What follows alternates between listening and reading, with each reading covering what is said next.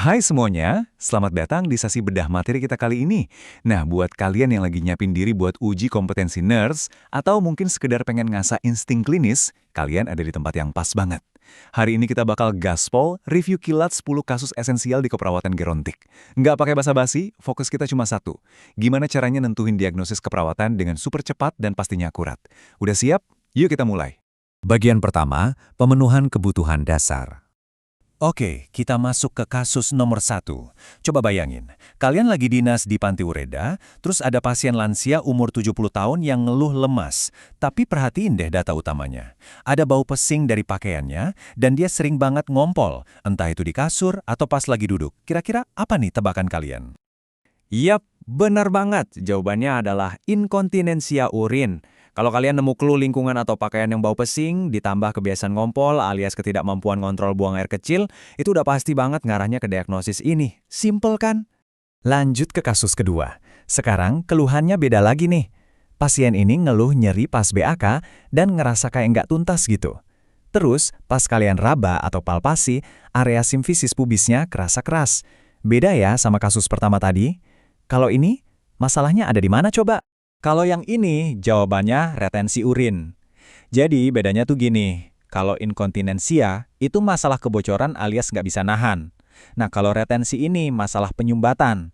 Kandung kemihnya nggak kosong dengan sempurna. Makanya secara fisik, kalian bakal nemuin kandung kemih yang penuh dan kerasa keras di area simfisis pubis tadi. Masuk ke kasus ketiga. Coba posisikan diri kalian di situasi pasien ini. Sering banget kebangun tengah malam, terus susah buat tidur lagi. Efeknya, pagi harinya dia ngerasa lemes banget dan ngantuk parah. Pola ini nih yang jadi petunjuk utama buat kita. Super jelas ya, diagnosisnya gangguan pola tidur. Begitu kalian lihat data, fokus yang nyebutin frekuensi terbangun di malam hari dan nggak bisa mertahanin tidur sampai bikin lemes keesokan harinya, udah, nggak perlu ragu lagi. Itu pasti gangguan pola tidur. Oke, kasus keempat. Secara visual, data klinisnya mencolok banget nih. Pasiennya kelihatan lusuh, dan catatannya bilang kalau dia ini jarang mandi. Kalau lihat tanda-tanda kayak gini, diagnosis apa yang langsung terlintas di kepala kalian? 100 buat kalian yang jawab defisit perawatan diri. Intinya, begitu dokumentasi secara spesifik nyorotin masalah kebersihan dasar, kayak jarang mandi yang bikin penampilan fisik pasien jadi kelihatan lusuh, itu udah jadi lampu hijau buat kita nentuin diagnosis defisit perawatan diri. Nah, kasus kelima buat nutup paruh pertama sesi kita. Bayangin deh, pasien ini cuma gara-gara gerak atau jalan dikit aja, langsung ngerasa lemas, lelah ekstrim, dan sesak napas. Berarti kan ada beban fisik yang langsung muncul setelah beraktivitas, ya kan? Dan diagnosis utamanya adalah intoleransi aktivitas. Ini tuh beda loh sama orang yang nggak bisa gerak karena sendinya kaku. Di sini masalahnya ada di energi dan respon fisiologis tubuhnya. Karena energinya nggak cukup, tubuhnya nggak mampu mentolerir pergerakan, makanya langsung sesak napas. Bagian kedua, gangguan klinis. Kasus 6 nih, langsung arahin radar kalian ke angka skala nyeri 6, dan keluhan utamanya ngilu. Nggak cuma itu, secara objektif lututnya juga kelihatan bengkak. Kira-kira apa diagnosisnya? Bener banget, ini tuh nyeri akut. Ini kasus klasik bug di buku teks deh. Kalau ada skala nyeri yang bisa diukur, digabung sama bengkak lokal yang kelihatan jelas, secara klinis itu udah pasti merujuk tegak ke diagnosis nyeri akut. Masuk kasus ketujuh. Perhatiin kombinasi bahaya yang ada di skenario ini. Pasien punya riwayat jatuh 2 minggu lalu, ditambah lagi lingkungan rumahnya sekarang pakai lantai keramik yang licin. Wah, bahaya banget kan? Dan diagnosisnya adalah risiko jatuh. Ingat ya, rumus pastinya gini. Riwayat insiden jatuh sebelumnya, ditambah kondisi lingkungan yang bahaya dan belum diatasi, itu udah jadi tiket langsung buat menegakkan diagnosis risiko jatuh, apalagi buat pasien lansia. Kasus ke-8 ini lumayan serius. Fokus ke data visual yang ada. Pasien lansia ini tirah baring alias bed rest, terus ada luka di punggungnya.